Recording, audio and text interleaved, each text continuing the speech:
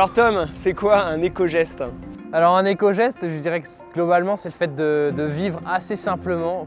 Pour vous les enfants, ça peut être d'éviter de consommer des bouteilles d'eau en plastique, utiliser votre gourde, utiliser le vélo pour se déplacer un maximum entre vous en famille. Pour vos parents, incitez-les à consommer du vrac, à acheter des grandes quantités, à éviter le maximum les emballages. On a parlé de plastique, essayer de diminuer toute cette consommation de plastique. Et n'hésitez pas, même si c'est des petits gestes, on se rend compte qu'en fait s'il y a plein de petits gestes mis bout à bout, et ben au final ça a des gros impacts.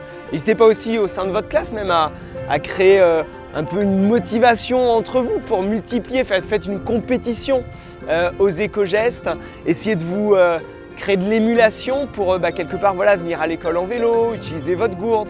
Comme disait Tom, essayez de faire en sorte que ces éco-gestes ils soient généralisés au sein de toute votre classe pour arriver à se motiver, pour arriver surtout ensemble à avoir un impact un peu plus fort. N'hésitez pas aussi si vous avez des jouets d'une manière générale à essayer de plutôt réparer que de racheter. On peut en bricolant et vous allez bien découvrir plein de choses passionnantes. Puis surtout on essaye de réutiliser au maximum tous les produits que vous avez pu utiliser par le passé. Nous arrivons à la fin de notre aventure. Vous avez vu plusieurs manières de protéger notre planète et l'océan. Et vous vous rendez bien compte qu'en étant éco-citoyen, en multipliant ces éco-gestes, vous avez tous un gros impact sur la planète.